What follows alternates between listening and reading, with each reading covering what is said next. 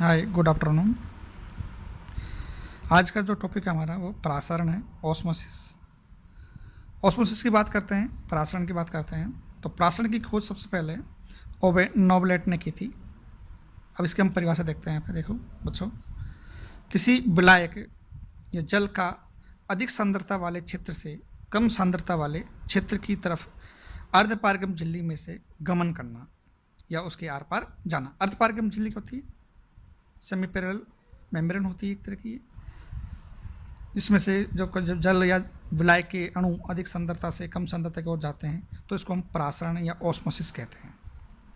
अगर हम इसको दूसरे शब्दों में समझें इस चीज़ को, यहाँ पे जब दो भिन्न भिन्न सांद्रता वाले विलयन को अर्धपारगम्य झिल्ली से पृथक करते हैं इसको, है ना, तो विलायक कम सांद्रता वाले विलयन से अधिक सांद्रता वाले विलयन की तरफ अर्धपारगम झिल्ली को पार करके जाते हैं। इसे हम परासरण कहते हैं, या इस घटना को हम परासरण की घटना कहते हैं।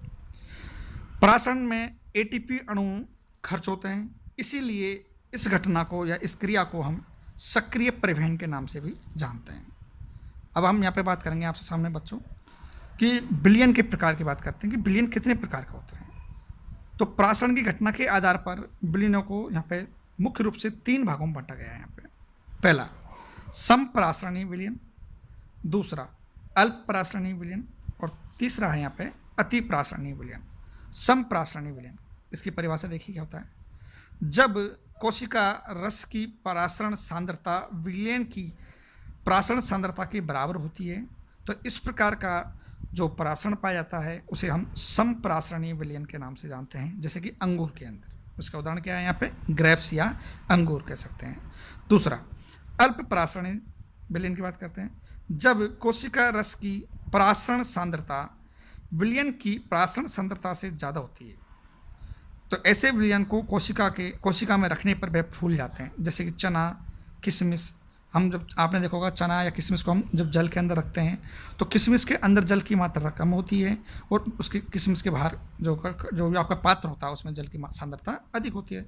तो जल अधिक सांद्रता से कम सांद्रता की ओर प्रवेश करता है जिससे किशमिश फूल जाती है या चने फूल जाते हैं। इसका सबसे अच्छा उदाहरण है यहाँ पे सुटेबल। थर्ड है यहाँ पे अतिपरासरणीय विलयन, जब कोशिका रस की परासरण सांद्रता विलयन की परासरण सांद्रता से कम होती है तो ऐसे घोल में कोशिका की रखने पर कोशिका सिकुड़ जाती है। देखिए, यदि आप चीनी के पात्र में मतलब एक पात्र लेते हैं, उसमें अगर हम चीनी का घोल बनाते हैं और उस घोल के अंदर अगर हम अंगूर को या फूली हुई किस्मों को रखते हैं तो वो सिकुड़ जाते हैं, क्योंकि इसमें बाहर से जो चीनी का घोल होता है उसमें बाहर का जो विलयन होता है, जो घोल होता है, उसके अंदर जल की सांद्रता कम होती है और अंगूर के अंदर जल की सांद्रता अधिक होती है, तो अंदर का जल बाहर की ओर चला जाता है। इस कारण से क्या होता है कि अंगूर सिकुड़ जाते हैं अति परासरणीय विलयन के अंदर रखने पर। नेक्स्ट टॉपिक देखिए हमारा, इसमें परासरण के प्रकार। यहाँ पे मुख्य रूप से परासरण को 2 भागों में बांटा गया है। पहला है इसमें अंतःपरासरण, दूसरा है यहाँ पे बाह्य परासरण। अंतःपरासरण की परिभाषा देखिए बच्चों, जब किसी कोशिका को अल्प परासरणीय विलयन में रखते हैं तो जल के अणु कोशिका में प्रवेश कर जाते हैं, इससे कोशिका फूल जाती है। हमने पहले भी जिक्र किया था इसका, जैसे कि किशमिश या चने का पानी में रखने पर फूलना, यह आपका अंतःपरासरण कहलाता है। इसका अंतःपरासरण का दूसरा उदाहरण ये भी देख लीजिए आप जनरली, ठीक है।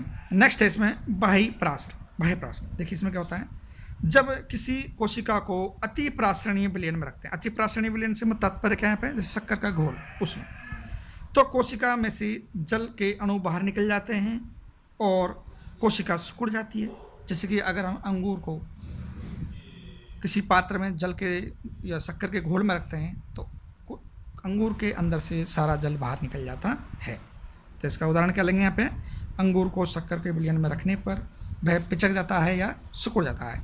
इसी टॉपिक के साथ में आज का हम अध्याय कंप्लीट करते हैं यहाँ पे टॉपिक को। Okay, thank you.